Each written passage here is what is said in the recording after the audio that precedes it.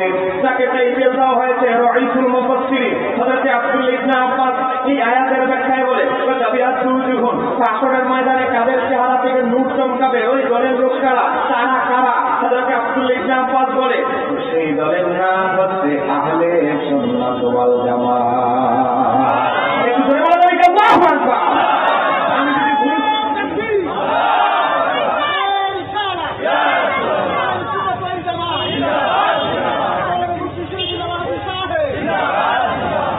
এই যে আহলে সুন্নাত ওয়াল জামাত হাসরের ময়দানে যাদের চেহারা থেকে নূর চমকাবে একমাত্র জান্নাতি দল, এই দলের কথা এই যে ইমাম হযরত আব্দুল্লাহ ইবনে আব্বাস বলেছেন।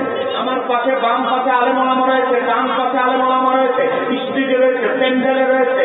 অনুরোধ করছি যাওয়ার পরে নয়, কিতাব স্টেজে আছে, ছবি তুলে আপনার শায়েখরে নেন।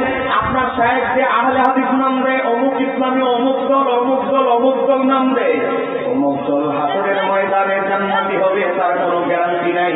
একমাত্র গ্যারান্টি প্রাপ্ত দল হলো আহলে সুন্নাত ওয়াল জামাত। এটা আমার বক্তব্য নয়, আমার কোন উস্তাদের বক্তব্য নয়, এটা আমার আল্লাহর লাউহে মাহফুজের কোরআনের কথা।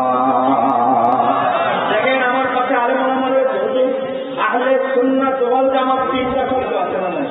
আহলে সুন্নাত ওয়াল জামাত তিনটা শব্দ আছে। এরপরে বলছে ইমাম সুয়ুতি হযরত আব্দুল্লাহ ইবনে আব্বাস থেকে রওয়ায়াত নকল করছেন, কয়টি ওয়াতাসওয়াদুহুম বা আসরের ময়দানে কাদের চেহারাটা বিক্রি হবে, অন্ধকারময় হবে, তো তারা হচ্ছে আহলুল বিদআহ ওয়া দালালাতি ও বরকত উমরা বাতিলদের কাছে। আমার আল্লাহ তাদের চেহারাটা এত কুৎসিত বানিয়ে দিবেন, নবীরা, আমার নবী, নবীগণ, সিদ্দিকীগণ, বাবা আল্লাহর ওলিরা দেখা মাত্রই বুঝবে আরে এটা অমুকের ছেলে অমুক না, এত অমুক দল করত, বাতিল হেরেকায় যোগদান করেছিল, এই কারণে আমার আল্লাহ তার চেহারাটা হাসরের ময়দানে বিকৃত করে দিয়েছে।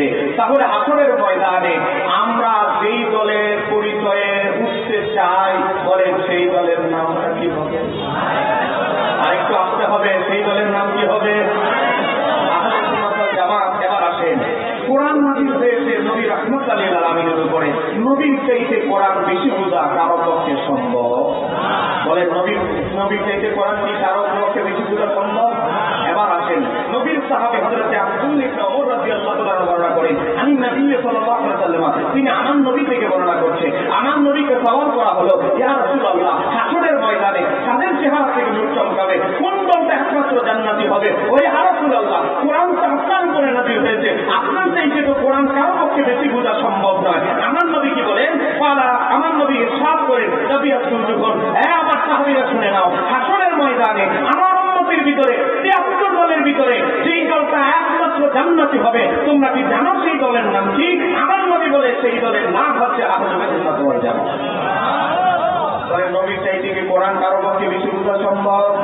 এবার আছেন আরেক নবীর সাহাবী আমার কাছে আলেম ওলামা আছে, আবু সাঈদ খুদরি রাদিয়াল্লাহু তাআলা থেকে বর্ণিত, তিনি বলেন আন্না রাসূলুল্লাহ সাল্লাল্লাহু আলাইহি ওয়াসাল্লাম, নিশ্চয়ই রাসূল সাল্লাল্লাহু আলাইহি ওয়াসাল্লাম কোরআন আয়াত তেলাওয়াত করলেন। কোন আয়াত? ওই সূরা আলে ইমরান 106 নম্বর আয়াত, ইয়া যখন এই আয়াত তেলাওয়াত করে কোরআন আমার নবী নিজেই তার উপরে কোরআন নাযিল হয়েছে, সে রাহমাতুল লিল আলামিন নিজে দেখে করছে, কোরআন আমার নবী বলে, যখন আমার সাহাবীরা শোনো, আসরের ময়দানে কাদের চেহারা আমার উম্মতের ভিতরে তাদের চেহারা নূর চমকাবে, কোরআন আমার নবী বলে, তো তারা হচ্ছে আহলে সুন্নাত ওয়াল জামাত। তাহলে আমরা এই সংক্ষিপ্ত তাফসীর থেকে আমরা জানতে পারলাম হাসরের ময়দানে একমাত্র যেই দলটা জান্নাতি হবে, বলেন সেই দলের নাম আহলে সুন্নাত। আরেকটু আসতে বলেন আহলে সুন্নাত, আরেকটু ধরে বলেন আহলে সুন্নাত। তাহলে সেই আহলে সুন্নাত ওয়াল জামাতের আকীদায় আমরা থাকতে পেরে খুশি না বেজার? আরেকটু ধরে বলেন খুশি না বেজার? এবার আসেন, এই আয়াতের আরেকটা তাফসীর আপনাদেরকে দেখাচ্ছি। দেখেন, আহলে হাদিসদের বড় হুজুর, তার নাম হলো ইবনে তাইমিয়া। আজকে আমাদের কিছু ভাইরা আছে নতুন নামাজি, আছে না? ওয়ালা সাল্লি ওয়ালা করে বলে আমিন, কথা বলেন আছে না? নাই। কিছুদিন আগে গন্ডগোল করেছে, তারাবি নামাজ কয় রাকাত? বলে 8 রাকাত। তারাবি নামাজের আগে আরেক নামাজ দিয়ে গন্ডগোল করেছে, সেটার নাম হলো শবে বরাত। কথা বলেন ঠিক কি? শবে বরাতের আগে আরেক নামাজ দিয়ে গন্ডগোল করেছে, এর নাম শবে মেরাজ। এরপরে রমজানে 8 রাকাত তারাবি 8 রাকাত বলে বিভ্রান্ত ছড়িয়ে, তারপরে রমজানের শেষ দশকে আবার বলে লাইলাতুল কদর আসলে কত তারিখ এটা আল্লাহই ভালো জানে। ওটা লাইলাতুল কদর অন্য কোনো মাসেও হতে পারে, এখন আবার অন্য মাসে নেওয়ার চেষ্টা চলছে, এখানেই শেষ নয়।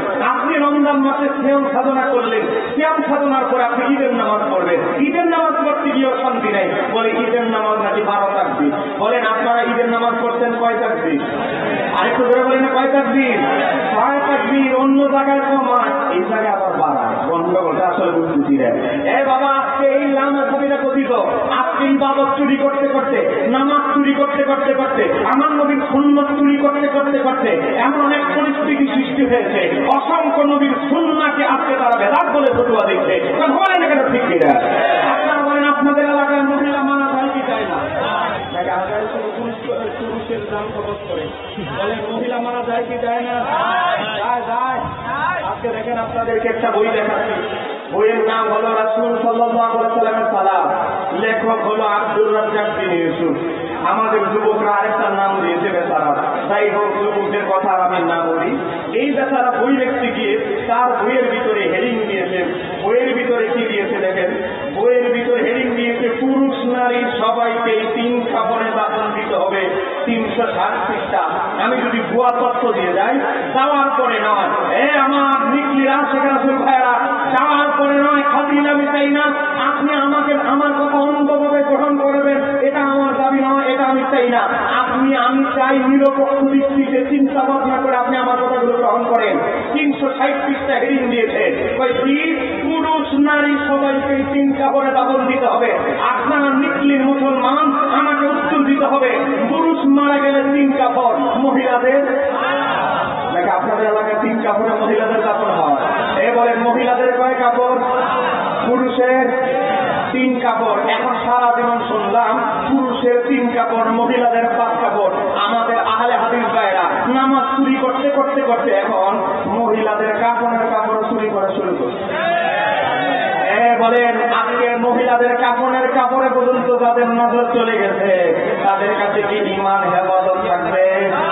আরেকটু আসতে বলেন, ঈমান হেফাজত থাকবে?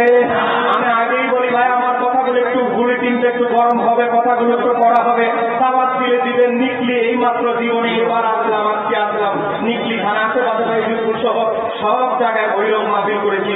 মনে করলাম নিকলি হক রাতের বেলা আমি মাহফিল করে, দিনে খুব কম করি, তারপরে দিনের বেলা মাহফিল নিয়েছি। নিকলির জমিনে শুনলাম কিছু আহলে হাদিস বলাচ্ছে এই জায়গায় একটু বুলেটিনটা দেওয়া দরকার। এই জন্য আমি এসেছি, কিছু কথা বলার সুযোগ পাবো ইনশাআল্লাহ। আসেন না চলে যাবে। এবার দেখেন আজকে নামাজ চুরি করতে করতে, প্রত্যেকটা ইবাদতের ক্ষেত্রে তারা ফিতনা তৈরি করতে করতে, আজকে মহিলাদের কাপড়ের কাপড় পর্যন্ত তারা ফিতনা না করে তারা শান্ত হচ্ছে না।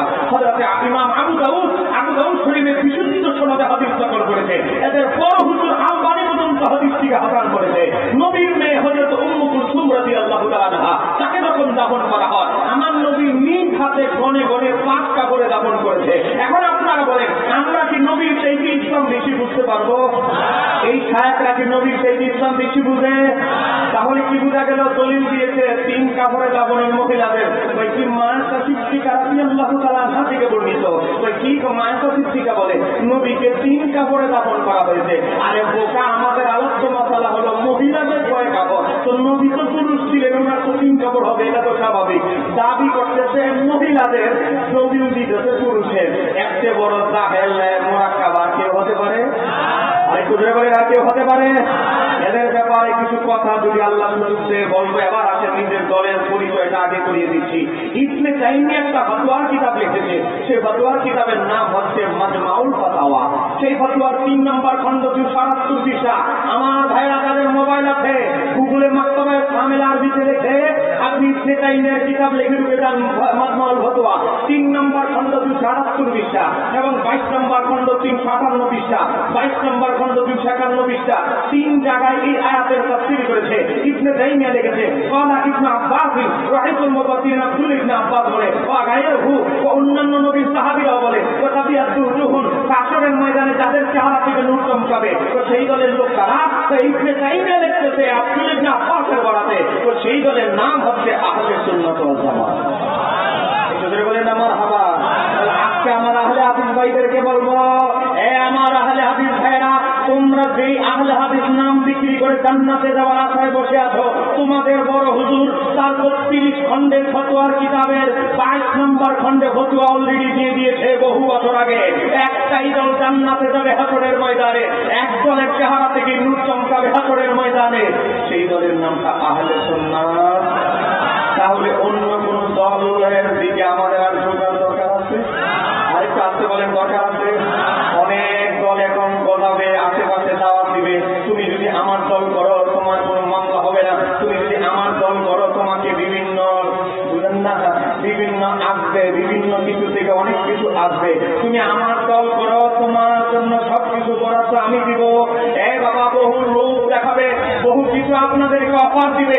মনে রাখতে হবে, আমরা এখন একটা দলের অনুসারী, জীবন চলে যাবে, জীবন থেকে রূপের হয়ে যাবে, তারপরে আমরা বিজেপি আহলে সুন্নাত জামাত দল ত্যাগ করবো না। ঠিক কাউকে বলতে হবে, ঠিক কিনা? আরেকটু বলতে হবে, ঠিক কিনা?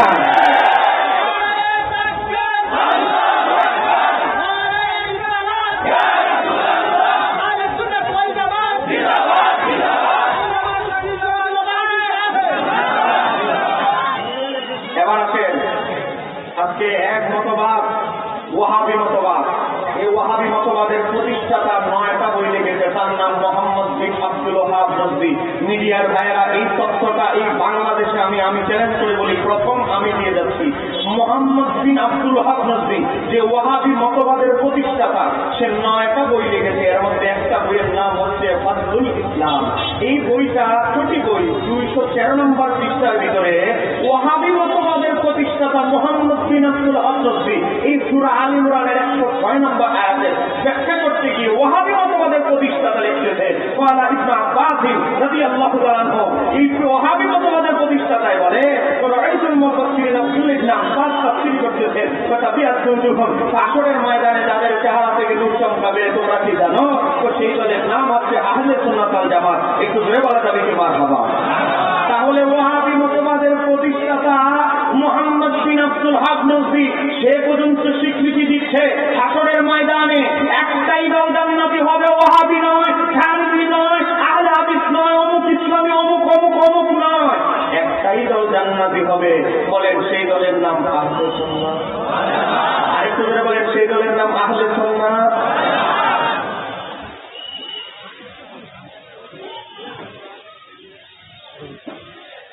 গভীর মনোযোগ। তাহলে কি বোঝা গেল? আমরা যে সঠিক দলের অনুসারী, এটা আমাদের বিরোধী দলের হুজুরদের কিতাবের ভিতরেও আছে। কারণ সত্য কখনো লুকিয়ে রাখা যায়? আরেকটু জোরে বলেন, লুকিয়ে রাখা যায়? এবার আছেন আল্লাহ আমাদের কি বলছেন, সঠিক দলের অনুসারী হব না গোমরা দলের অনুসারী হব। এবার আমার আল্লাহ এই প্রসঙ্গে একটা আয়াত নাযিল করেছেন, সূরা আনআম আয়াত নাম্বার 153। আমার আল্লাহ বলতেছে, ওয়া আন হাযা সিরাতি মুস্তাকিমান, হে আমার বান্দারা এটাই হচ্ছে সরল সঠিক সিরাতুল মুস্তাকিম, সঠিক পথ, সঠিক পথ। হাযার ব্যাখ্যা মানে আহলে সুন্নাত ওয়াল জামাত। এর মানে আমার আল্লাহ বলতেছে, ওয়া আন হাযা সিরাতি মুস্তাকিমান, এটাই আহলে সুন্নাত ওয়াল জামাত। ও আমার বান্দারা, এটাই জান্নাতের পথ, এটাই সরল সঠিক পথ। আমার আল্লাহ তারপরে বলে, ফাত্তাবিউহু, এই দলের অনুসারী হও, এই দলটাকে অনুসরণ করো। তা আমার আল্লাহ বলতেছে, ইহদিনাস সিরাতাল মুস্তাকিমের অপর নাম আহলে সুন্নাত ওয়াল জামাত। আমার আল্লাহ স্পষ্ট ভাষায় বলতেছে, আহলে সুন্নাত ওয়াল জামাতকে অনুসরণ করার জন্য। এরপরে 5 ফেরকার কি হবে তাহলে? এবার আমার আল্লাহ বলতেছে, ওয়ালা তাত্তাবিউস সুবুলা, হে আমার বান্দারা, ভিন্ন দিয়ে 5 রাস্তা আছে, ওয়ালা তাত্তাবিউ, এই রাস্তাগুলো অনুসরণ করিও না। ও মাওলা, 5 রাস্তা তো বিবি তারাও তো নামাজ পড়ে কপালে দাগ পড়ায় ফেলে, তারাও তো নামাজে ভিজপাট, ইবাদতে ভিজপাট, তাদেরকে অনুসরণ কেন করা যাবে না? আমার আল্লাহ বলে, তো তাহলে কি হবে যারা বান্দা ফাতাহাররাকা বিকুম আন সাবিলিহি, তাহলে তোমাদেরকে ওই যে সরল সঠিক পথ, ওই যে আহলে সুন্নাত ওয়াল জামাত, সেই রাস্তা থেকে তোমাদেরকে বিকৃত করে দিবে, বিচ্ছিন্ন করে দিবে, দূরে সরায় দিবে। তোমরা যদি চাও বিচ্ছিন্ন রাস্তায় গিয়ে জাহান্নামে যেতে, তাহলে চলতে পারো। তবে যদি সরল সঠিক পথে থাকতে চাও, তবে যদি আহলে সুন্নাত ওয়াল জামাত জান্নাতের পথে চলতে চাও, তাহলে বান্দা হুঁশিয়ার, সাবধান। আমি আল্লাহ কি বলতেছি, যালিকুম ওয়াসাকুম বিহি, আমি আল্লাহর নির্দেশ, তোমরা ইহদিনাস সিরাতাল মুস্তাকিম, জান্নাতের পথ, আহলে সুন্নাত ওয়াল জামাতের অনুসারী হও। একটু জোরে বলা যাবে কি সুবহানাল্লাহ? তোমরা যদি আমার আল্লাহ বলে, হে আমার বান্দারা, তোমরা যদি ইহদিনাস সিরাতাল মুস্তাকিম, আহলে সুন্নাত ওয়াল জামাতের অনুসারী হও, তাহলে কি হবে জানো? এবার আমার আল্লাহ হচ্ছে লাআল্লাকুম তাত্তাকুন, তাহলে তোমরা মুত্তাকি হতে পারবে, তাকওয়াবান হতে পারবে, ওলি হতে পারবে। বাস্তবতায় তাই দেখা যাচ্ছে আহলে সুন্নাত ওয়াল জামাতের অনুসারী ব্যতীত আর কোন দলে ওলি আল্লাহ ভাইয়া বলেন আহলে সুন্নাত ওয়াল জামাত ছাড়া কোন ওলি আল্লাহ আছে? আজকে আপনি জীবনী হিস্ট্রি দিয়ে রাখেন। নারায়ে তাকবীর, নারায়ে রিসালাত, বিশ্বপুরের আগমন, বিশ্বপুরের আগমন মাহফিল কমিটির পক্ষ থেকে, নিকলিবাসীর পক্ষ থেকে সম্মানিত উপস্থিতি, আমাদের মাঝে এসে উপস্থিত হয়েছেন আজকের এই ঐতিহাসিক সুন্নি কনফারেন্সে সভারত্ন এলেম যতক্ষণ না উঠিয়ে নেওয়া হয়। আজকে দেখেন বড় বড় আলেমরা আমাদের যারা আকাবে ছিল, মুরব্বী ছিল, যারা আমাদেরকে আহলে সুন্নাত ওয়াল জামাতের সাজানো বাগান দিয়েছেন, আবেদ সালমাদানি, ওই লাহিন্দির হুজুর থেকে শুরু করে যারা আমাদেরকে ঠিক সাজিয়ে দিয়ে গিয়েছে, তাদের মতো মুহাক্কিক আলেমকে আমরা এখন খুঁজে পাবো? এই কথা বলেন, খুঁজে পাবো? লেবাসে আলেমের মৌলবীর অভাব নাই, কিন্তু আগের যুগের মুহাক্কিক আলেমদের, সমজদার আলেমদের বড়ই অভাব। কথা বলেন না কেন?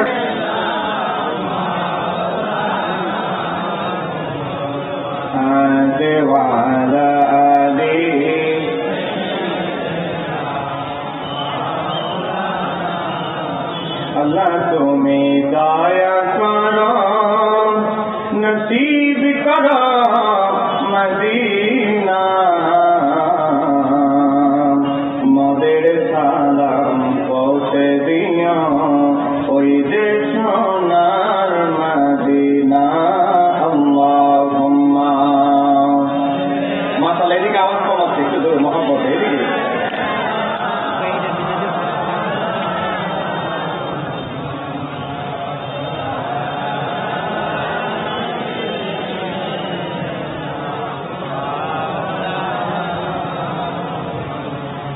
গভীর মনোযোগ।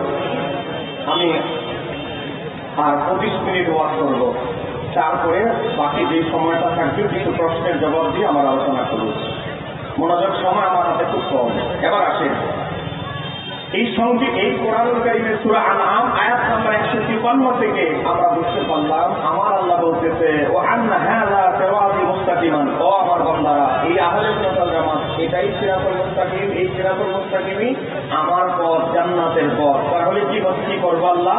ফাত্তাবিউহু, ও আমার বান্দারা এই তলপারে অনুসারী হও, অনুসরণ করো। তাই অতএব আল্লাহর হুকুম হলো ইহদিনাস সিরাতুল মুস্তাকিম, জান্নাতের পথ, আহলে সুন্নাত ওয়াল জামাতকে অনুসরণ করতে হবে। এটা আমাদের সভাপতি সাহেবের নির্দেশ নয়, এই নির্দেশ কার? আরেকটু জোরে বলতে হবে, এই নির্দেশ কার? সূরা আনআম আয়াত নাম্বার 153। এই আয়াতের ব্যাখ্যায় বিশ্ববিখ্যাত হাদিসের ইমাম আকাইদবিদ ইমাম শাফিঈ রাহমাতুল্লাহ আলাইহি বলেন, তিনি সিরাতুল মুস্তাকিমের ব্যাখ্যায় বলেন ওয়া হুয়া আহলুস সুন্নাহ ওয়াল জামাত। সিরাতুল মুস্তাকিম মানে এখানে এই সিরাতুল মুস্তাকিমের নাম হচ্ছে আহলে সুন্নাত ওয়াল জামাত। তার বিখ্যাত কিতাব আল ইতিসাম প্রথম খণ্ড 80 নম্বর পৃষ্ঠায় একটু সার্চ দিয়ে দেখেন ঝামেলায় আপনি অনলাইনে, তাহলে আজ থেকে 700 বছর আগের 900 বছর আগের ইমাম শাফিঈ বলতেছে যে সিরাতুল মুস্তাকিম মানে হলো আহলে সুন্নাত ওয়াল জামাতের অপর নাম। তাহলে আমরা কি বুঝলাম? একটা দলকে অনুসরণ করতে হবে, আমার আল্লাহর নির্দেশ, সেই দলের নাম আহলে সুন্নাত ওয়াল জামাত। একটু ধরে বলেন না মারহাবা। তাহলে আর কোন সন্দেহ আছে? এবার আসেন, মনোযোগ। পৃথিবীতে আপনাকে আমার সভাপতি সাহেব নেতা হিসেবে আহ্বান করবে, সাধারণ সম্পাদক আপনাদের মিষ্টি থানার আমার ভাই আপনাকে নেতা হিসেবে আহ্বান করবে। আসেন আমার নেতৃত্বে আমরা সবাই নবীর গোলামি করি, আল্লাহ তাআলা রাসূলের গোলামি করি। কিন্তু আপনি আবার আপনাকে ডানে বামে বহু লোক আবার আপনাকেও ডাকবে, আমার অমুক দলে আসো, আমার অমুক দল জান্নাতি দল। এখন তো আবার অমুক ইসলামী দল আবার সার্টিফিকেট বিতরণ শুরু করে দিয়েছে। কথা বলে না কেন? ঠিক কিনা? এতদিন সার্টিফিকেট গুলো বুঝেন না, গোডাউনে জমা রাখছে, এখন সার্টিফিকেট বিতরণের মনে হয় সময় এসে গিয়েছে। আমরা তাদেরকে বলবো আহলে সুন্নাত ওয়াল জামাত ছাড়া আর কোন দলের মাঝে দুইটা জিনিস পাবেন না। 1 নাম্বার হলো আদব, 2 নাম্বার হলো হুব্বে রাসূল। এই কথা কেন ঠিক কিনা?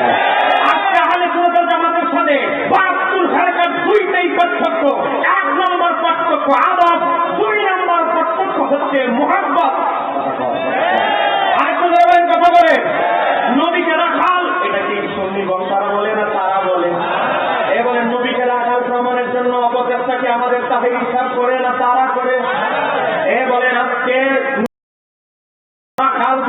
আমরা বলতাম এতদিন অবস্থা আমাদের কি করত, তারা মিথ্যাচার করে। আজকে আমি আপনাদেরকে একটা বই দেখাচ্ছি, জাস্ট উদাহরণস্বরূপ আপনাদের বিরক্তির কারণ আমি হব না। দেখেন আমার হাতে একটা বই, বাংলা বই, বাংলা বইয়ের নাম হচ্ছে তাফসীরুল কোরআন। লিখেছেন জামাত ইসলামের প্রতিষ্ঠাতা মাওলানা সৈয়দ আবুল আলা মওদুদী। বই কিন্তু আমরা ছাপাই নাই, আমরাও বিক্রি করি না, বরং আমাদের ওয়াজের শিক্ষার করার পয়সা দিয়ে এই বইটা কিনেছি। 19টা খণ্ড 4,500 টাকা খরচ করে 4,500 টাকা দিয়ে যে কিতাবটা কিনলাম, এই কিতাবের ভিতরে কি আছে বলতে কোনো অসুবিধা আছে? আজকে একজন লোক আমার নবীকে রাখাল প্রমাণের জন্য কাউবয় বলেন, হুজুরের নাম কি? আমাদের যুবকের নাম দিয়েছে, বলেন না হুজুরের নাম কি? কাউবয় হুজুর। আজকে কাউবয় শাস্তি করত যদি ধরা হয়, কাউবয় মানে গরুর রাখাল। নবীর যুগে গরুর কোন অস্তিত্ব ছিল না, তাহলে এটাও মিথ্যা। যদি উইকিপিডিয়াতে দেখেন কাউবয় মানে বলা হয়েছে যারা ঘোড়া লালন পালন করে, নবীও ঘোড়ার চাকরি করে না, এটাও নবীর নামে মিথ্যা। তো যদি বলা হয় কাউবয় মানে নবী ছিলেন রাখাল, এটাও আমার নবীর সিফত ছিল না। নবী আসমান এমনিতে জমিনের উপরে নবীর যত সিরাতের কিতাব আছে, আল্লাহ ওয়াহিদুল্লাহ দুনিয়া, শিফা শরীফ, আল খাতায়েতুল কুবরা, সবল হুদা ওয়ার রাশাদ, সিরাতে ইবনে হিশাম থেকে শুরু করে নবীর যত সিরাতের কিতাব আছে, কোন নবীর জীবনীকার এটা লেখে নাই যে নবীর একটা পদবী তিনি রাখাল। এই কথা কেউ লেখে নাই। এই কথা শুধু আমাদের এক হুজুরের মুখে শোনা যায়, আর প্রাচীনকালে একজন লোকের কাছে শোনা যেত। প্রাচীনকালে তাদের কাছ থেকে শোনা যেত, তারা হলো ইহুদি। বলেন তারা কারা? আরেকটু জোরে বলতে হবে, তারা কারা? আমি বলছি না, কুরআনুল কারীম বলছে। কুরআনুল কারীমের সূরা বাকারা 104 নম্বর আয়াতে আমার আল্লাহ বলছে, ইয়া আইয়ুহাল্লাযীনা আমানু লা তাকুলু রাঈনা। হে ইমানদাররা, তোমরা আমার হাবিবের শানে রাঈনা শব্দ বলবে না। কেন রাঈনা বলবো না মাওলা?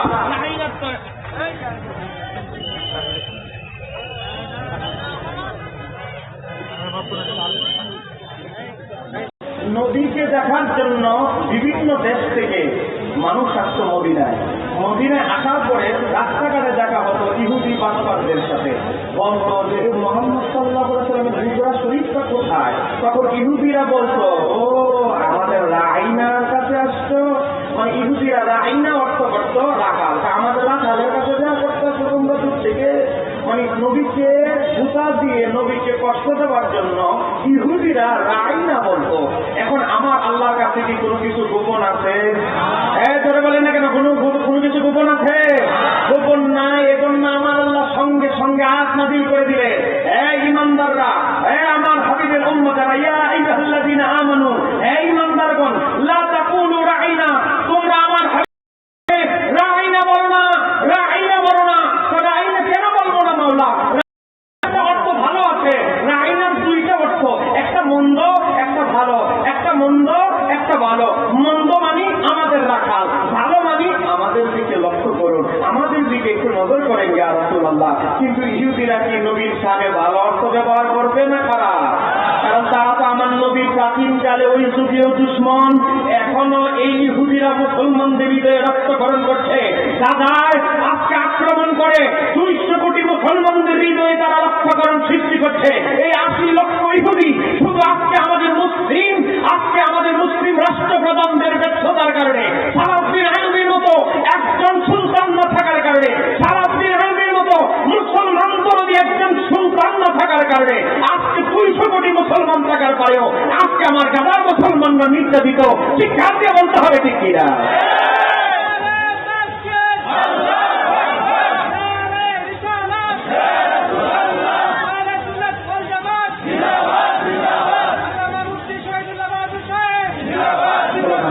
এবার আসেন, এই রাঈনা নবীকে রাখাল বলে সম্বোধন করত একমাত্র আসমানের নিচে জমিনের উপরে একটা সম্প্রদায়।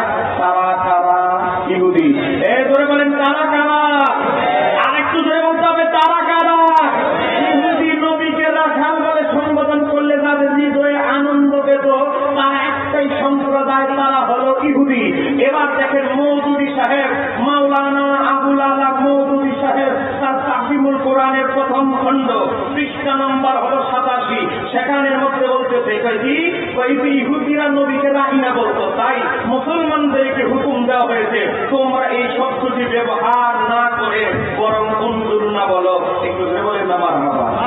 তাহলে মৌলভী সাহেবের কিতাব থেকেই বোঝা গেল যে নবীকে রাখাল বলে সম্বোধন করা একমাত্র ইহুদিদের স্বভাব। আরেকটু ধরে বলেন মানে একমাত্র কাদের স্বভাব? তাহলে আজকে যারা এমন এমনদের সাহেব এত গরম বক্তব্য দেওয়ার পরেও, আমার নবীকে রাখাল বলার পরেও যারা দল কানা দলের প্রতি অন্ধত্বের কারণে নিজেদের হুজুর ভুল করেছে বলে নবীর শানে বেয়াদবির পরেও চুপ থাকে, বলেন তাদের কাছে কি আমরা ইমানের হেফাজতের আশা রাখতে পারি? বলেন তাদের সংগঠনে গেলে আমাদের ইমান হেফাজত থাকতে এরকম আশা আমরা করতে পারি? আজকে চতুর্দিকে ইসলামের অপব্যাখ্যা চলছে, ভুল ইসলামকে সঠিক ইসলাম বলে চালিয়ে দেওয়ার চেষ্টা চলছে। আজকে চতুর্দিকে মাদার ভাঙার হিরিক শুরু হয়ে গিয়েছে। এই বলেন মাদার ভাঙতেছে কি ভাঙতেছে না? আরো ধরে বলেন মাদার ভাঙতেছে কিনা? মনে রাখতে হবে আমরা হক্কানি অলিয়া উলিয়ার মাদারের পক্ষে। সারা জীবন গাঞ্জা টানত, ল্যাংকা গাঞ্জা খেত, মুখ একটা এত বড় করত, মুখের পানি যার না খাইলে তার যাওয়ার চলত না। এ বাবা নামাজের সাথে ইসলামের সাথে তাহাজ্জুদের সাথে ইবাদত রিয়াজতের সাথে যার সম্পর্ক নাই, মারা গেছে গাঞ্জা খেয়া ৩২ বছর, তার মাজার হয়ে গেছে কবর বানিয়ে মাজার বানিয়ে ফেলেছে। এই ধরনের ভণ্ডের মাজারের পক্ষে কখনো আহলে সুন্নাত জামাত আগেও ছিল না, এখনো নাই। আমরা শাহজালালের মতো মাজারের পক্ষে, আমরা নাহিদ হুজুরের মতো ব্যক্তিদের মাজারের পক্ষে, আমরা শাহজালালের মতো ব্যক্তিদের মাজারের পক্ষে, আমরা ফারাতের মতো ব্যক্তিদের মাজারের পক্ষে। ঠিক কাজে বলতে হবে, ঠিক কিনা?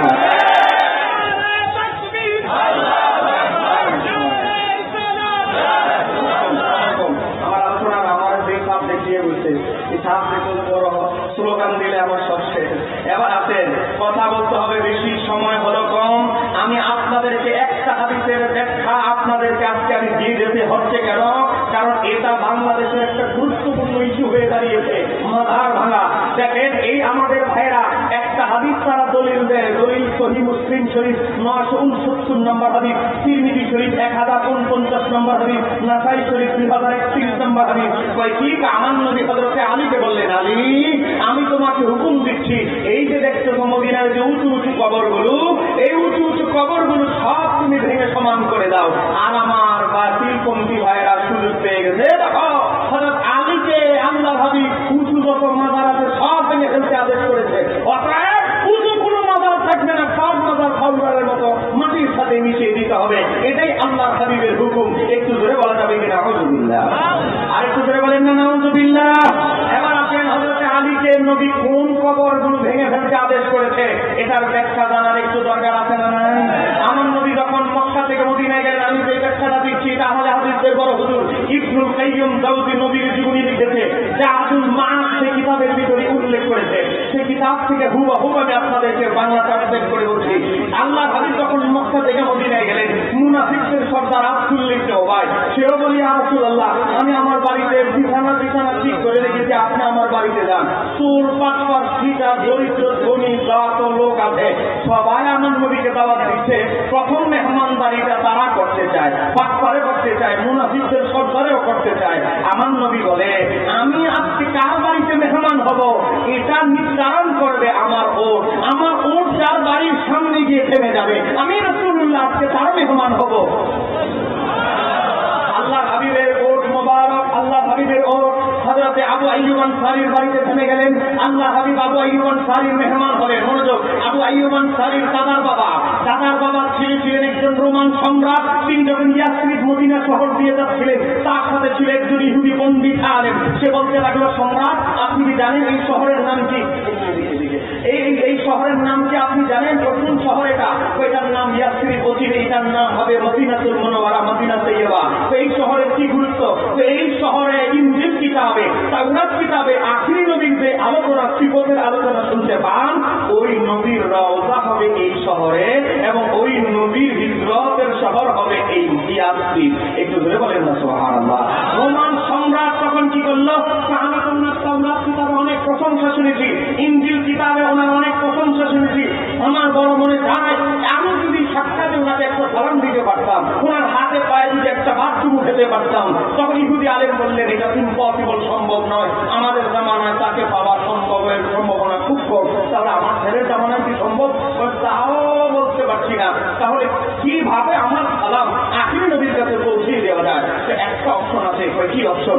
আপনি আপনার একজন ওয়ারিস ছেলেকে এখানে রেখে যান, সে যদি আখির জামানার নবীর জামানা পায়, আপনার লিখিত চিঠিটা তার কাছে পৌঁছে দিবে। একটু ধরে বলেন না সুবহানাল্লাহ। তখন রোমান সম্রাট কি করল?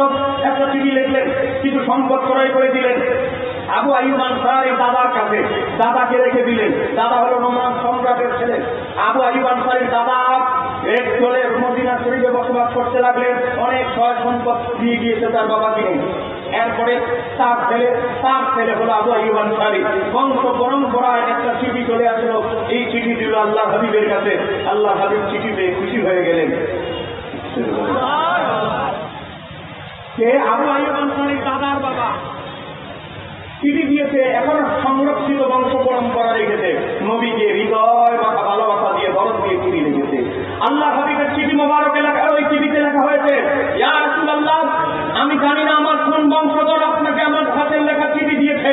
আমি আপনার কাছে দোয়া চাই, আমার আওলাদকে আমি বলে যাচ্ছি, আমার আওলাদ আপনি যখন মক্কা থেকে মদিনায় আসবেন, আমার আওলাদ যেন আপনাকে কিছু বাসস্থানের জন্য জায়গা হাদিয়া দেয়। এটা আমি আমার বংশধরকে নসিহত করে গেলাম। একটু ধরে বলে সুবহানাল্লাহ। আবু আইয়ুব আনসারী আমার নবীকে থাকার জন্য কিছু জায়গা হাদিয়া দিলেন। শেষ। এবার আছে নবী মসজিদে নববী নির্মাণ করবেন। এখন মসজিদে নববী নির্মাণ করতে গেলে বলেন জায়গার দরকার আছে না নাই? আজকে যে নবী রওজা মোবারক সবাইকে মসজিদে নামাজ পড়তে যাই, এই মসজিদে নববীর ইতিহাস আমি বলছি আপনাদেরকে। তো মসজিদে নববী যখন নবী নির্মাণ করবেন, এখন তো জায়গার দরকার। কে কয় শতক জায়গা দিবে, কিভাবে ব্যবস্থা হবে? আমার নবী কি করলেন? দোয়া করলেন। আবু আইয়ুব আনসারীকে বললেন তুমি কিছু জায়গা দাও। ইয়া রাসূলুল্লাহ, আমার একটু অংশ জায়গা আমি আপনাকে হাদিয়া দিয়েছি, তবে আপনাকে দেওয়ার সাথে আরেকটু জায়গা আছে, এটা আমি আপনাকে দিলাম। আমার নবী বলে আবু আইয়ুব আনসারী আরো জায়গা দরকার আমার। তখন কি করলেন? আবু আইয়ুব আনসারীর পার্শ্ববর্তী যে জায়গাটা, পার্শ্ববর্তী জায়গা মানে বর্তমানে যে মসজিদে নববীর যে জায়গাটা, এই জায়গাটা ছিল দুইজন ইয়াতীম শিশু। একজনের নাম হচ্ছে সাহল, আরেকজনের নাম হচ্ছে সোহাইল। কিছুদিন আগে তাদের বাবা মারা গেছে, ছোট ছোট একটা নাবালক। এখন আমার নবী তাদেরকে রাখলেন, তাদের চাচাকেও রাখলেন। হ্যাঁ চাচা, কিন্তু সাহল এবং সোহাইলের কি অভিভাবক।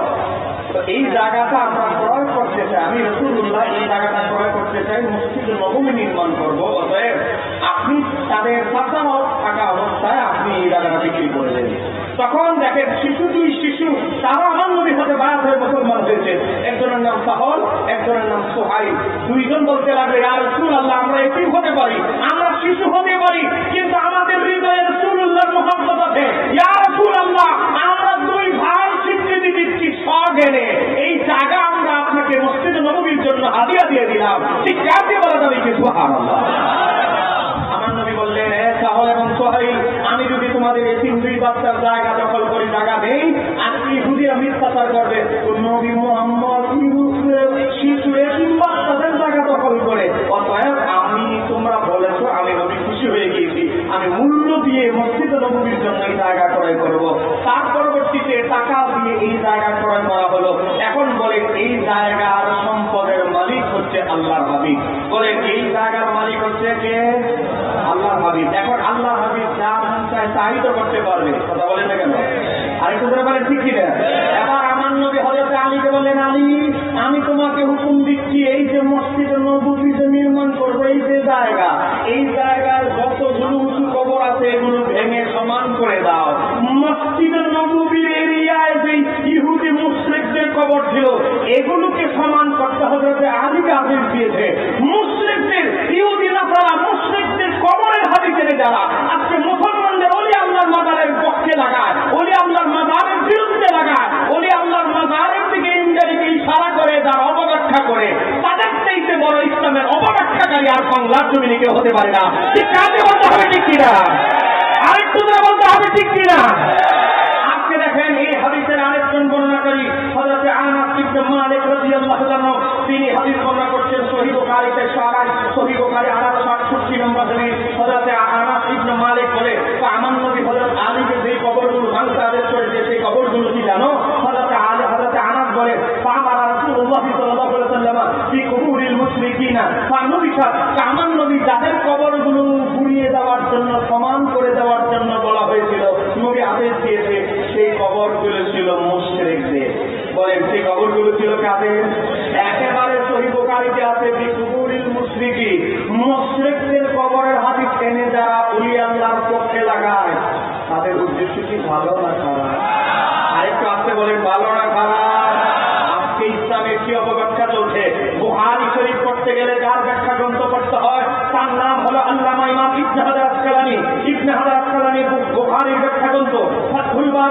ঘন্টা 525 পৃষ্ঠার ভিতরে লিখতেছেন ক্বালা বাইদাবি ফাআল্লামা নাফিস বিন বাইদাবি বলেন লাম্মা কানাত ইয়াহুদু ওয়ান নাসারা ইয়াসজুদুনা লিকুবুরিল আনবিয়া'i তা'যিমান। তো ইহুদি নাসারারা তারা কি করত? তা'যিমি সাজদা মতো কিবলা বানায় ইবাদতের মতো নামাজ আদায় করত ইহুদি মুশরিকরা। তো তারপরে ওই আলুনা কিবলাতান, তো তারা তাদের পূর্বপুরুষ এবং আম্বিয়ায়ে কেরামদের কবরে কিবলা বানাতো। কিবলা আমরা যেভাবে পশ্চিম দিকের আমরা ধরি, তারা কিবলা বানাতো তাদের পূর্ববর্তী বংশধরের কবরকে। তো তারপরে কয়েকটি তারা দেব-দেবীর মধ্যে পূজা করতো তাদের বংশধরের পূর্বপুরুষের কবরকে। তো লানাহুম, আমার নবী তাদেরকে লানত সম্পদ করেছেন ইহুদি নাসারাদের মুশরিকদেরকে। ও আনানা আল মুসলিমিনা, মুসলমানদেরকে মানা নিষেধ করেছেন আনমিসলি যালিকা, অনুরূপ করতে। এই কারণে আল্লাহর হাবিব হযরত আলীকে বলেছে সব উঁচু কবরগুলো ভেঙে দেওয়ার জন্য মুশরিক ইহুদি নাসারাদের কবর। আজকে মুশরিক ইহুদি নাসারাদের কবরের হাদিস এনে যাওয়া ওলি আল্লাহর বিরুদ্ধে মাদারের বিরুদ্ধে লাগায়, পশ্চিম কারো তারা ইসলামের পক্ষের লোক হতে পারে না, ওলি আল্লাহর পক্ষের লোক হতে পারে না। ঠিক কাজে বলতে হবে, ঠিক কিনা?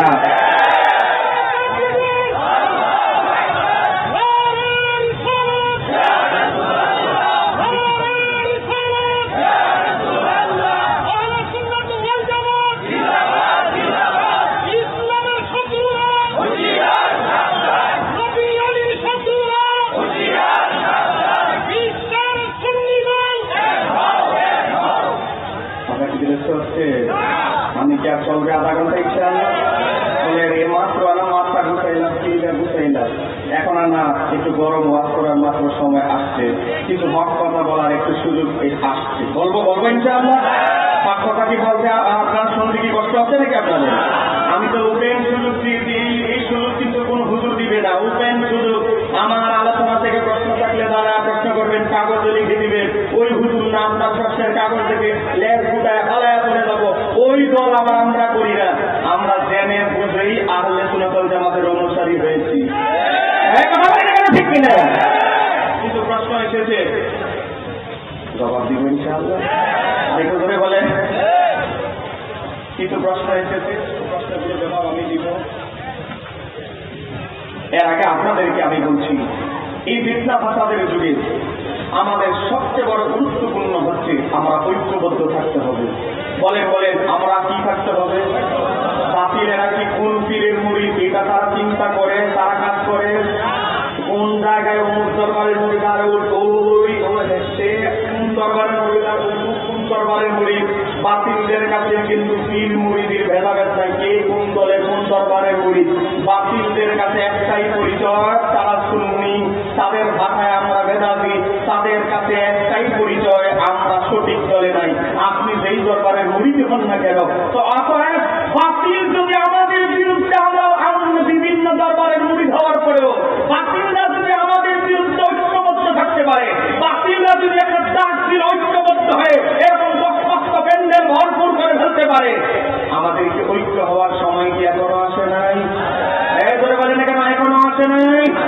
মনে রাখতে হবে, আমরা আহলে সুন্নাত ওয়াল জামাত এমন একটা দল, আমরা কোন বিরোধী পার্টি আমাদের মতের সাথে তাদের বিপরীত মত, কিন্তু আমরা তাদের গরু কোনোদিন চুরি করি নাই। এবার আমরা কি কোনোদিন গরু চুরি করেছি? তাদের পুকুরের মাছ আমরা কোনোদিন চুরি করি নাই। তাদের গাছ কেটে আমরা লাখ গাড়ি দিয়ে ঘরে নিয়ে আসি নাই। গরমকাল আসতেছে বুঝে আমাদের ওয়াহাবি ভাইরা এক মুর্শিদপুর দরবারে ঢুকে ফ্যানগুলো পর্যন্ত নিয়ে আসছে, কিন্তু ঘটনাটা কিন্তু শীতকালের। ওই সামনে তো আসতেছে গরমকাল, মুর্শিদপুর দরবারের কিছু ফ্যান যদি আমদানি রপ্তানি করতে পারি, সামনে ব্যবহার করতে পারবো। আজকে তারা নিজেদেরকে হক দাবি করে, আজকে তৌহিদি জনতার নাম দিয়ে যারা আজকে ভিন্ন দরবারের হক গাছ পর্যন্ত কেটে নিয়ে আসে, মাছগুলো পর্যন্ত ধরে নিয়ে আসে, পশু পাখি গরু ছাগল পর্যন্ত যারা চুরি করে, তারা মানুষের কাছ থেকে হৃদয় থেকে ইমান চুরি করবে না, তার কোনো গ্যারান্টি নেই। ঠিক আছে বলতে হবে না, ঠিক কিনা? আরেকটু ধরে বলতে হবে, ঠিক কিনা? আজকে তোমরা আমরা ইসরায়েলের বিরুদ্ধে কথা বলবো, আজকে এই পাকে কিন্তু তৌহিদি জনতার স্লোগান দিয়ে আজকে জুতাও চুরি করা শুরু করে। কথা বলে না কেন, ঠিক কিনা? আমি গতকালকে নিউজ দেখলাম 49 জনকে গ্রেফতার করা হয়েছে। ভাই, তোমার হতাহতার বিরুদ্ধে তারা ইসরায়েলের পক্ষাবলম্বন করে রাষ্ট্রীয়ভাবে পদক্ষেপ বাস্তবায়ন কিভাবে করা যায় তা করো, কিন্তু বেচারার দোকানে চুরি করার জন্য আমি একটা ভিডিও ক্লিপ দেখলাম। এক বেচারা 5 মিনিট ধরে ঘুরতেছে, দুটো একটা পাইছে, আরেকটা দুটা কোথায় আছে খুঁজতে খুঁজতে 5 মিনিট খরচ করেছে। আরে বাবা, পায়ের নিচে যেই জিনিস থাকে জুতা, এটা যারা তৌহিদের জনতার স্লোগানের নাম দিয়ে জুতা চুরি পর্যন্ত যারা মুখ সামলাতে পারে না, তাদের কাছে কিছু টাকা হোটেলে হাতিয়ে দিলে ইমান বিক্রি করতে কোনো সময়ের ব্যাপার মাত্র। কথা কন ঠিক কিনা? আরেকটু বলতে হবে ঠিক কিনা? মনে রাখতে হবে, আমরা আহলে সুন্নাত ওয়াল জামাত দুনিয়ার সম্পদ, নারী, গাড়ি, বাড়ি কোনো কিছু দিয়ে আমাদের হৃদয় থেকে হুকমে রাসূলুল্লাহর মুহাব্বত হৃদয় থেকে ছিনিয়ে নিতে পারবে না। আমরা সেই দলের অনুসারী হতে পারে। আপনারা খুশি রাখা যান। আরেকটু ধরে বলতে হবে খুশি রাখা যায়। আলহামদুলিল্লাহ বলেন সবাই। আরেকটু ধরে বলেন আলহামদুলিল্লাহ। এবার আসেন, আমি এতক্ষণ পর্যন্ত আমার আলোচনার একটাই উদ্দেশ্য, সেটা হচ্ছে আপনি কোন দল করেন, সেই দলটাকে সঠিক, আপনি বেদাল কোম্পানির দলে যোগদান করেছেন না সঠিক দলে আছেন, এটা বোঝানোর জন্যই আমার দীর্ঘ 40 মিনিটের ওয়াজ। এবার আমি কিছু মাসাইল তুলে ধরবো, কারণ আমরা আহলে সুন্নাত ওয়াল জামাত বিভিন্ন আমলের উপরে, আকীদার উপরে আহলে সুন্নাত ওয়াল জামাত প্রতিষ্ঠিত, সেই বিষয়গুলোকে সংক্ষিপ্ত করে দুই একটি কথা বলবো। আমাদের সমাজে এখন দেখা যায় নতুন এক ফেরকা নাম হলো আহলে হাদিস। বলেন না কি হাদিস? আরেকটু আসতে বলেন কি হাদিস? আহলে হাদিস আমাদের ভাইয়েরা এখন আবার সহজে তাদেরকে চিনতে পারে। নামাজের মডেল দেখলে এখন আমরা বুঝতে পারি না কোন কোম্পানিতে যোগদান করেছে। বাবা, সাইনগুন যদি প্রথম কাতারে দাঁড়ায়, মোটামুটি প্রথম কাতার শেষ। কারণ এদের আবার জায়গা লাগে কয় গুণ? 3 গুণ। এদের আবার জায়গা লাগে 3 গুণ। বারবার আঙ্গুল না চাইতে থাকে, বলার সোয়ালিম বলার পর বলে আমিন। এদের একদল নামাজ পড়ে পাবে, একদল নামাজ পড়ে পাবে, একদল নামাজ পড়ে এভাবে। এদেরই 3-4 গুরুতে তারা বিভক্ত। আর আমরা নামাজ পড়ি নবীর নিচে, ও মাদা ইয়ামিনাহু আলা শিমালিহি বিসসালাতি তাহতা সূরাতিন নবীর নিচে হাত বাঁধি, নবীর নিচে হাত বাঁধি। মুসান্নাফ ইবনে আবি শাইবাতি হাজার 939 নম্বর হাদিস। বাবা, গভীরভাবে লক্ষ্য করেন আমার আল্লাহ কুরআনুল কারীমে সূরা বাকারা 236 নম্বর আয়াতে বলছে, ওয়াকুমু লিল্লাহি কানিতিন, তোমরা নামাজে দাঁড়াও বিনয়ের সাথে, আদবের সাথে। এই হুকুম হচ্ছে আল্লাহ। আজকে তারা এমন ভাবে নামাজে দাঁড়া, মনে হয় যেন কুস্তি খেলার প্রতিযোগিতা নামবে। কথা বলেন এখানে ঠিক কি দেখা? আল্লাহ বলে নামাজে বান্দা আমার সামনে এমন ভাবে দাঁড়াও বিনয়ের সাথে। এই জন্য ইমাম আবু হানিফার জন্য ফতোয়া দিয়েছেন, ডান হাতকে বাম হাতের কবজির উপরে ধরে নাভির নিচে হাত বেঁধে মাথাটা নিচু করে গোলামের মতো দাঁড়ানো, এত বড় বিনয়, এত বড় আদব আর কোন পদ্ধতিতে। কথা বলেন এখানে ঠিক কি? আজকে আমাদের কথা হচ্ছে, আমার আহলে হাদিস ভাইদেরকে বলবো, যুবক, আমার যুবক ভাইরা, আমি জানি এখানে অনেক আহলে হাদিস আছে, এই নিকলির আশেপাশে বহু আহলে হাদিস ছেলেরা, যুবকরা আছে। তাদেরকে বলবো, আমি যদি ভুল তথ্য দিয়ে যাই তাহলে আমাদের সভাপতি সাহেবের সাথে যোগাযোগ করে তোমার যে রাজশাহী সাহেব আছে, রাজশাহী সাহেবের সাথে এই নিকলি ঈদগাহ ময়দানে আমরা বলবো, আমি না আসলে আমার লাশ চলে আসবে। সারা বিশ্বের মানুষ দেখবে হানাফিরা আহলে সুন্নাত ওয়াল জামাত হক না আহলে হাদিস হক। আমার পক্ষ থেকে কি আপনারা এই চ্যালেঞ্জটা দিতে পারবেন? হাত তুলে দেখাবেন, চ্যালেঞ্জ দিতে পারবেন? নারায়ে তাকবীর, নারায়ে রিসালাত, আহলে সুন্নাত ওয়াল জামাত। মাথা মাথায় দেখানে, ওলি আল্লাহ দেখানে। আপনাদের সাথে আমাদের মাযহাব নিয়ে, আমাদের নামাজ নিয়ে আপনার আমার সাথে দ্বন্দ্ব, আপনি দ্বন্দ্ব করেন, ইলমি ভাবে করেন, কিন্তু কটাক্ষ কেন, টিটকারি কেন? 5 ওয়াক্ত নামাজ কি নফল না ফরজ? আরেকটু জোরে বলেন। ফরজ দেখেন, আয়াত বেচারা বই লিখেছে, জাল হাদিসের কবলে রাসূলুল্লাহ সাল্লাল্লাহু মুজাফফর বিন মুহসিন গত 8-9 মাস আগে ফতোয়া দিয়েছে, কোরআনেও নাকি ভুল আছে। আমরা বলবো কোরআনেও নাকি ভুল আছে, যেই বক্তা বলেছে তার ইমানের মধ্যে সন্দেহ আছে, এতে কোনো ভুল। এবার আসে, এই ব্যাপারে বই লিখতে গিয়ে নামাজের বিরুদ্ধে, আমাদের হানাফি মাযহাবের বিরুদ্ধে বই লিখতে গিয়ে লিখতেছে, আমাদের বিরুদ্ধে যারা নাবির নিচে হাত বাঁধেন তারা 20 রাকাত করেন, 3 রাকাত করেন। আপনাদেরকে বলতেছে, বর্তমান সমাজে যে এই সালাত পানি নামাজ প্রচলিত আছে, তার হলো দই হাদিস ভিত্তিক বানোয়াট সালাত মানে আপনার আমার নামাজ মেঘনা নদীতে ভেসে গেছে ভৈরবের নিচ দিয়ে। আর এই বেচারা যে লেডিস মার্কে নামাজ পড়ে, তার নামাজ আরশে আজিমে চলে গেছে। আর আমাদের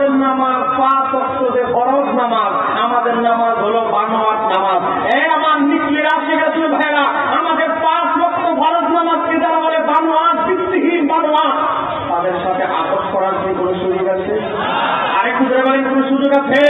এই কবিগুলো আমার ভাবিদের 1 নম্বর চিন্তাধারা, তাদের দৃষ্টিতে আমরা হানাফিরা মুসলমানই না, আমরা ইমানদারি না। এদের একজন বড় হুজুর বই লিখেছে, দেখেন আব্দুর রাজ্জাক বিন ইউসুফ, তার বইয়ের ভিতরে হেডিং দিয়েছে 76 পৃষ্ঠার ভিতরে। আমি যদি ভুল তথ্য দিয়ে যাই, যাওয়ার পর এখানে থাকতে পারবে, আমি আবার বারবার বলছি, 76 পৃষ্ঠার ভিতরে হেডিং দিয়েছে মসজিদের দেওয়ালে, বলেন মসজিদের দেওয়ালে আমরা আল্লাহর নাম ডান দিকে বাম দিকে, নবীর নাম দেখি কি লিখি লিখতেছে মসজিদের দেওয়ালে, পাশাপাশি আল্লাহ মুহাম্মদ লেখা এবং নকশা আঁকা না যায়, পাশাপাশি না যায় বলে আমরা প্রমাণ করবো। তারপরে লেখে পাশাপাশি আল্লাহর পাশে নবীর নাম লেখা হারাম, মোহাম্মদ লেখা হারাম। যারা লিখতে সহযোগিতা করে, সমর্থন করে, তারা মহাপাপী। একটু ধরে বলেন আলহামদুলিল্লাহ।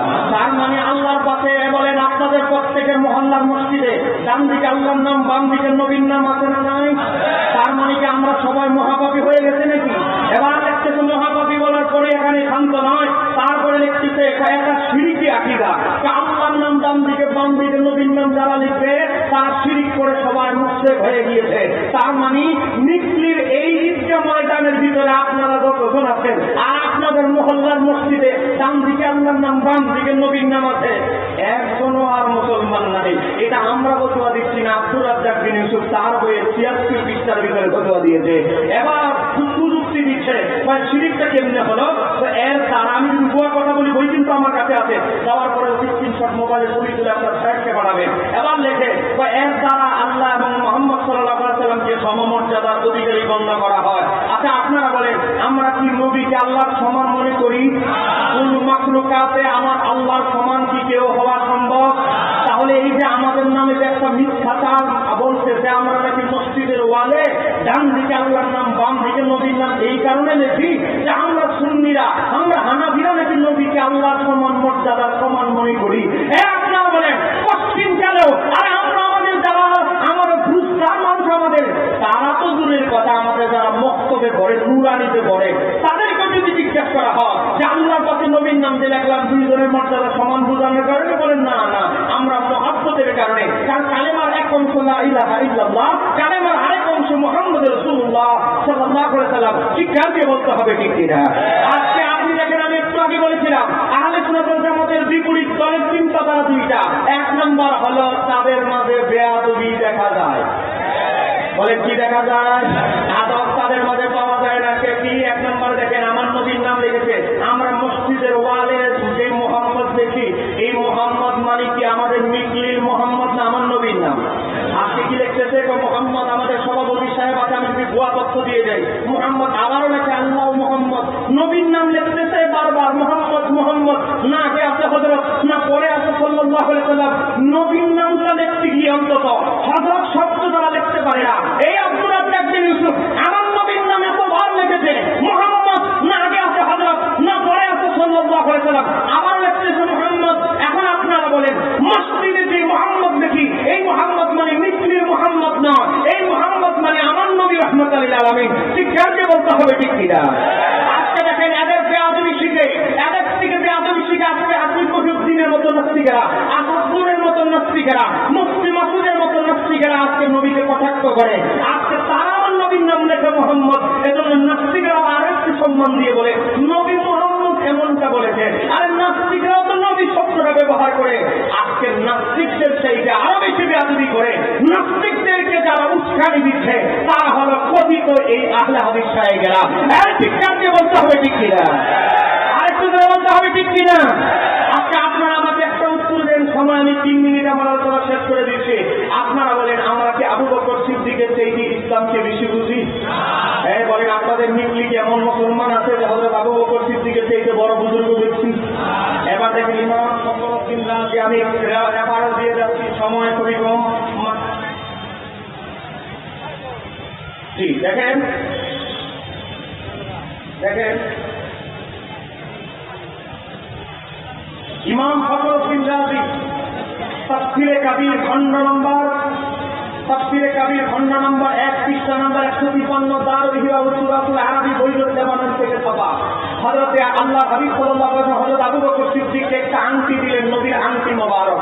আবু বকর তুমি চলে যাও, এই আংটির মাঝে আল্লাহর নামটা সুন্দর করে খোদাই করে আনবে। আবু বকর সিদ্দিক হাঁটতেছে আর ভাবতেছে আমার আল্লাহ আরশে আজিমের পায়ে আল্লাহর পাশে তার বন্ধুর নামকে খোদাই করেছে। জান্নাতের এক পাতায় আল্লাহর নাম, অপর পাতায় বন্ধুর নাম। জান্নাতের হুরদের মণিকোঠায় ডান চোখে আল্লাহর নাম, বাম চোখে নবীর নাম। আল্লাহ প্রত্যেকটা জায়গায় আজানের নামাজে প্রত্যেকটা জায়গায় আল্লাহ তার বন্ধুকে যদি স্মরণ করতে পারে, আর আল্লাহ হাবিবের আংটি মোবারকে শুধু আল্লাহ তার দেখে তো হতে পারে না। আবু বকর সিদ্দিক স্বর্ণকারকে বললেন, স্বর্ণকার, হাতিয়া লাগলে আমি আবু বকর দ্বিগুণ দিব, কিন্তু কাজটা হতে হবে কারুকার্য মণ্ডিত। তো কি করতে হবে? ডান দিকে হবে আল্লাহর নাম, বাম দিকে এই আংটিতে হবে আমার নবীর নাম। আর একটু ধরে বলেন না। আমি কিন্তু এখন সভাপতি কারো সন্দেহ লাগলে সময়ের কমের জন্য আমি করতে পারছি না, ছবি তুলে নিয়ে যাবেন। এবার আসেন হযরত আবু বকর সিদ্দিককে বললেন 4 দিন পরে আপনি আসেন। হযরত আবু বকর সিদ্দিক 4 দিন পরে গেলেন। 4 দিন পরে যাওয়ার পর আবু বকর সিদ্দিক দেখে আংটির ডান দিকে আল্লাহর নাম, বাম দিকে নবীর নাম সুন্দর করে খোদাই করেছে। পারিশ্রমিক দ্বিগুণ দিয়ে তিনি আসতেছে। আর আমার আল্লাহ জিবরাইল আলাইহিস সালামকে হুকুম দেয়, জিবরাইল, আমার আবু বকর আল্লাহ আমার বন্ধুর প্রতি যেই ভালোবাসা স্থাপন করেছে, যে ভালোবাসার নজির দেখিয়েছে, আমি রব্বে দুল জালাল এত বেশি খুশি হয়েছি। আবু জিবরাইল, তুমি আবু বকরের পকেটে আমার হাবিবের আংটি মোবারক থাকা অবস্থায় ডান দিকে আমি আল্লাহর নাম, বাম দিকে আমার নবীর নাম আছে, আর নিচে তুমি আবু বকরের নামটা খোদাই করে দাও। আরেকটু ধরে বলা যাবে কি সুবহানাল্লাহ? আবু বকর সিদ্দিক তো জানে না তিনি আল্লাহর হাবিবকে প্যাকেট দিলেন। প্যাকেট থেকে নবী আংটি মোবারক বের করে দেখে ডান দিকে আল্লাহর নাম, বাম দিকে তার নাম, নিচে আবু বকর সিদ্দিকের নাম লেখা।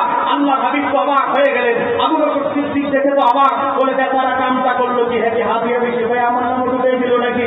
ইয়া রাসূলুল্লাহ, আপনার আবু বকর এত বড় কুফফাক নয়, বেয়াদব নয়। ইয়া রাসূলুল্লাহ, এটা হয়তো বেচারা হাদিয়া বেশি ভাই হয়তো আমার নাম ঢুকিয়ে দিয়েছে। আমি আপনার নাম ঢুকাইতে বলেছি, এটা ঠিক। কারণ আমার আল্লাহ প্রত্যেকটা জায়গায় আশা দিন থেকে শুরু করে প্রত্যেকটা জায়গায় আল্লাহর সাথে আপনার জিকির করেছেন। তো আপনার নাম দিতে গেলে শুধু আল্লাহর জিকির থাকবে, আপনার জিকির থাকবে না কেন? ইয়া রাসূলুল্লাহ, তবে আমার নাম আমি লিখতে আদেশ করি নাই। ইয়া রাসূলুল্লাহ, আপনার আবু বকরকে একটু সময় দেন, আমি আবু বকর নামটাকে নতুন করে সংশোধন করে আনি। আমার নবী মুখকে হাসি দিয়ে বলে, আবু বকর, এটা তোমার কাজ নয়, এটা স্বর্ণকারের কাজ নয়, এটা রবের হুকুমে জিবরাইলের কাজ। একটু ধরে বলা যাবে কি সুবহানাল্লাহ? আমার মিক্রিয়া থেকে রাসূল ভাইরা, আমি জাস্ট একটা উদাহরণ আপনাদেরকে দিলাম। আজকে যারা আমার আল্লাহর পাশে নবীর নাম লেখা শিরিক ফতোয়া দেয়, তাদের ঈমানের পাওয়ার কি আবু বকর সিদ্দিকের চাইতে বেশি হয়ে গেছে? আরেকটু আসতে বলেন না কেন বেশি হয়ে গেছে? আজকে কি করতেছে? আজকে এই আমি 1 মিনিটে শেষ করে দিচ্ছি। আজকে নামাজ হাবিবের 1 নম্বর চিন্তাধারা মুসলমানদের হৃদয় থেকে নবীর মহব্বত দূর করা। 2 নম্বর টার্গেট হচ্ছে নবীর যত প্রসিদ্ধ সুন্নতগুলো আছে এই সুন্নতগুলোকে বেদাত বলে চালিয়ে দেওয়া। কথা বলে না কেন? ঠিক কিনা? আজকে দেখেন, এই যে আমরা মাথায় দিয়েছি টুপি, বলেন মাথায় আছে কি? মাথায় যাওয়া টুপি আছে, এটাও কি আপনাদেরকে দলিল দিয়ে বুঝাইতে হবে নাকি? বলেন আমার মাথায় আছে কি? আপনাদের মাথায় আছে টুপি, জুমার নামাজ, বিভিন্ন নামাজের টুপি পড়েন। বলেন টুপি কার সুন্নাত? আর একটু আসতে বলেন না সুন্নাত। আজকে আব্দুল রাজ্জাক বিন ইউসুফকে বেচারাকে প্রশ্ন করছে 147টা নামাজের সময় টুপি পড়তে হবে কি? উত্তর দিতেছে রাসূল সাল্লাল্লাহু আলাইহি ওয়াসাল্লাম টুপি মাথায় দিয়ে নামাজ আদায় করতেন, তার কোনো প্রমাণ নেই। তার মানে টুপি পরে নামাজ পড়া বেদাত। তার আপনারা বলেন নবীর প্রসিদ্ধ সুন্নাত টুপিকে যারা বেদাত বলে ফতোয়া চালায়া দেয়, তারা মিলাদকে আমার জানাজার পরে দুয়ারে বেদাত বলবে না? এটা তো একেবারে নরমাল ব্যাপার। এই কথা বলে না কেন? ঠিক কিনা? আজকে তাদের ট্রেনিং পেয়ে আমাদের নতুন হাইব্রিড মুসলিমরা টুপি করতে চায় না। ও টুপি আবার কি জন্য? আছে না নাই? হাইব্রিড গ্রুপ নামে গেছে নতুন মুসল্লি। অতএব আমি তাদেরকে বলবো, আমার আহলুল হাদিস ভাইরা, যারা না বুঝে আহলে হাদিস হয়ে গেছো, তোমাকে বুঝানো হয়েছে রাফেদানের হাদিস, বারবার হাত উঠানো হাদিস বুখারীতে আছে। আর কোন বুখারীতে আছে? রাবীকে হযরত আব্দুল্লাহ ইবনে ওমর। কিন্তু তোমাকে তো এটা বুঝানো হয় নাই। মুসান্নিফ ইবনে আবি শাইবাতে আছে, সে আব্দুল্লাহ ইবনে ওমরের 12 বছরের ছাত্র তাবি মুজাহিদ বলে, আমি আমার ওস্তাদ আব্দুল্লাহ ইবনে ওমরের পিছনে নামাজ আদায় করেছি। তিনি তাকবীরে তাহরিমা ছাড়া আর কোন অবস্থায় হাত উঠাতেন না। আর তিনি নবীকে বারবার হাত উঠাতে দেখেছেন, তিনি নিজেই হাত উঠায় না বারবার। তার মানে এটা নবী এক সময় করেছে, পরে ছেড়ে দিয়েছে, এটা রহিত হয়ে গেছে। অতএব সাহাবীর যার বর্ণনা থেকে সুন্নাত বলে চালিয়ে দাও। আগে দেখো ওই সাহাবী কেমনে আমল করতো। কথা বলে না কেন? ঠিক কিনা? আজকে আমিন বলার ব্যাপারে তোমাদেরকে দলিল দেখায়। আজকে জানাজার নামাজের নিয়ম পাল্টে ফেলেছে। জানাজার নামাজ কি? প্রতি তাকবীরে হাত উঠাতে হবে। জানাজার নামাজ কি? মহিলাদের 3 কাপড়ে দাফন করতে হবে। জানাজার নামাজ কি? ডান দিকে শুধু একদিকে সালাম দিয়ে দিতে হবে। জানাজার নামাজকে জানাজার করে দোয়া করা বেদাত, 4টা দোয়া জানাজার করে দোয়া করা বেদাত। তো তারপরে কি হবে? 4 সূরা 4 ইস্যু দেখতেছে, তো দাফনের পরে হাত তুলে মোনাজাত করার ব্যাপার বলে শরীয়তে তার কোনো ভিত্তি নেই, এটাও বেদাত। 4টা তারপরে রমজান মাসে সবে বরাতে বিভিন্ন সময় কি মা বাবার কবর জিয়ারত করতে পারবো? এবার লেখে কবরস্থানে গিয়ে সূরা ইয়াসিন বা কোরআন তেলাওয়াত করে দোয়া করা যাবে না। কখন কি হবে? আমার ভাই এখানে পাশে বসা তা সম্পূর্ণরূপে বেদাত। এখন আপনারা বলেন, আপনারা আপনাদের মা বাবার কবরের পাশে সূরা ফাতিহা ইখলাস করে দোয়া করছেন কি করছেন না? দাঁড়িয়ে থেকে গেছে মুরব্বীরা, আপনারা বলেন আপনাদের বাপ দাদার কবরের সামনে দাঁড়িয়ে সূরা ফাতিহা ইখলাস করে দোয়া করছেন কি করতেন না? তাহলে এটাকে আমরা নতুন করতেছি না পুরাতন? কিন্তু তারা মানুষকে যুবক হাইব্রিড নতুন মুসল্লি যুবকদেরকে বোঝানোর চেষ্টা করছে আমরা করতেছি নতুন। আরে তোমার শুধু নতুন আবিষ্কার করেছে, আমরা যুগ যুগ যুগ যুগ ধরে শতাব্দীর পর শতাব্দী, 1000 বছর ধরে, 1000 বছর ধরে কবর জিয়ারতের সামনে, কবরের সামনে সূরা ফাতিহা ইখলাস করে আমাদের আগামীরা সাহাবীদের যুগ থেকে, নবীর যুগ থেকে পড়ে আসতেছে, এখনো পর্যন্ত চলতেছে, চলতে থাকবেই থাকবে। কথা বলে না কেন? ঠিক না? আল্লাহ সুবহানাহু ওয়া তাআলা আজকের এই আমার সংক্ষিপ্ত আলোচনা কবুল করুন। সবাই বলেন আমিন। আমি কয়েকটা প্রশ্নের জবাব দিব, তারপর আমার আলোচনা শেষ করছি। আপনারা কি বিরক্ত হচ্ছেন নাকি? বলেন বিরক্ত হচ্ছে? আমি সুর দিয়ে বিভিন্ন কাহিনী বলার সুযোগ নাই, কারণ আমার সাবজেক্ট হচ্ছে আকীদাগত।